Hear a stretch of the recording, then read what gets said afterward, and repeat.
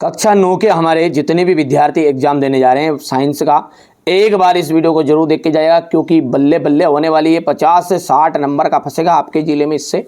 चलिए, तो देर कर किस बात की है, एक ही पेपर से आपको 50 से 60 नंबर आ सकते हैं। बिल्कुल आप तो अच्छे से नंबर कंप्लीट कर लीजिएगा, मैं जितने बताऊं कंप्लीट कर लो बस, है ना। निम्नलिखित में कौन सा ऊर्ध्वपातज पदार्थ नहीं है? नमक। बोरोन, सिलिकॉन, जर्मेनियम इत्यादि क्या है? धातु प्लस उपधातु। एटॉम शब्द का प्रयोग किसने किया था? एटॉम शब्द का प्रयोग किया था जॉन डाल्टन ने। कोशिका में केंद्रक की खोज किसने की थी? रॉबर्ट ब्राउन ने की थी, लेकिन रॉबर्ट हुक ने कोशिका की खोज की थी। पौधों में जल का एवं खनिज का संवहन जाइलम के द्वारा होता है, और फल का यानी कि भोजन का इनका संवहन किसके द्वारा था? फ्लोएम के द्वारा होता है। विस्थापन में परिवर्तन की दर को हम वेग के नाम से जानते हैं। ये आगे बढ़ते हैं, क्वेश्चन नंबर 6 हो गया। तापमान बढ़ाने पर कणों की गतिज ऊर्जा बढ़ती है। विलयन एक तरह का क्या है? समांगी मिश्रण होता है। न्यूट्रॉन की खोज चैडविक ने की थी। पादप कोशिका की भित्ति किसकी बनी होती है? सेल्यूलोज की बनी होती है। स्थायी ऊतक की कोशिकाएं विभाजित नहीं होती। न्यूटन का प्रथम नियम जड़त्व पर आधारित है। हो गया इतना। इसके बाद में ये आपका क्वेश्चन नंबर 2 देख सकते हैं। आगे बढ़ते हैं। इसके बाद में अपन देखते हैं तापमान का मात्रक। देखो, तापमान का जो मात्रक है वो क्या है आपका? तापमान का मात्रक होता है केल्विन। क्या होता है?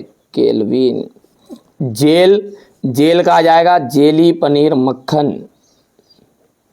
कार्बन का जो संकेत होता है ना वो C होता है। आंख की पलक, कोशिका नियंत्रण कक्ष। दूध में शुद्धता की जांच। दूध में शुद्धता की जांच किसके द्वारा की जाती है? तो लेक्टोमीटर की द्वारा की जाती है। ठीक है। और आँख की पलक का तो आ जाएगा ऐच्छिक पेशी और अनैच्छिक पेशी, और यहाँ से लेक्टोमीटर आ जाएगा। यह आप कंप्लीट करोगे, है ना। अब है एक वाक्य में उत्तर।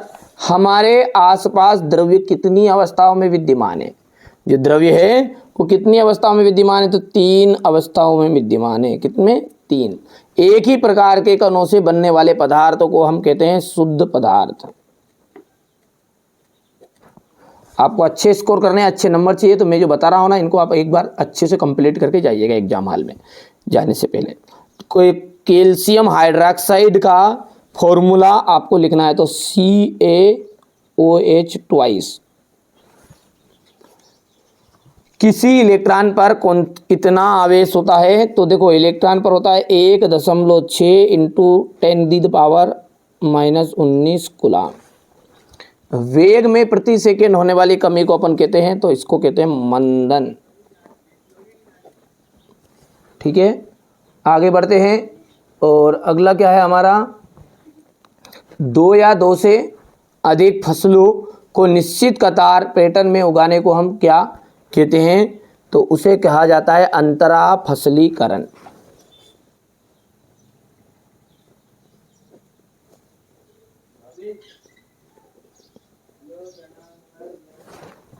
अंतरा फसलीकरण। ये इतना हो जाएगा। यहां से आप देख सकते हैं, आगे बढ़ो। कोलाइड एक समांगी मिश्रण होता है, असत्य है। किसी वस्तु का द्रव्यमान उसके जड़त्व की माप होगा, सत्य। अल्फा कणों का द्रव्यमान 24 होता है, असत्य रहेगा। बल एक कैसी राशि है? अदिश राशि, असत्य रहेगा। निलंबन के कण फिल्टर पेपर से नहीं निकलते हैं, सत्य रहेंगे।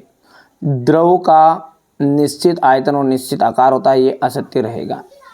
यहाँ से रहेगा क्वेश्चन नंबर 5 आपका। ऊर्ध्वपातन परिभाषित को परिभाषित कीजिए। उदाहरण भी देना है। गलनांक और क्वथनांक में अंतर स्पष्ट कीजिए।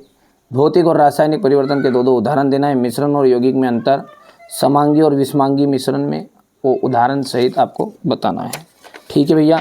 इसके बाद में अपन आगे बढ़ते हैं। यहाँ से पदार्थ से आप क्या समझते हैं? रदरफोर्ड ने कि परमाणु मॉडल की सीमाएं बताइए। कैथोड किरणों के 2 गुण लिखने हैं।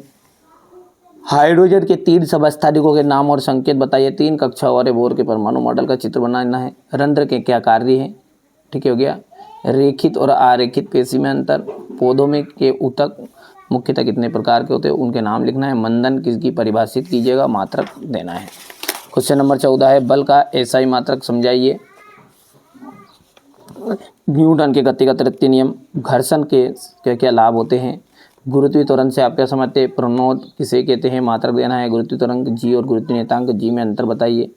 पादप कोशिका तथा जंतु कोशिकाओं में अंतर बताना है। ऊर्जा संरक्षण के नियम को उदाहरण सहित बताना है। गति ऊर्जा तथा स्थिति ऊर्जा किसे कहते हैं, उदाहरण दीजिए।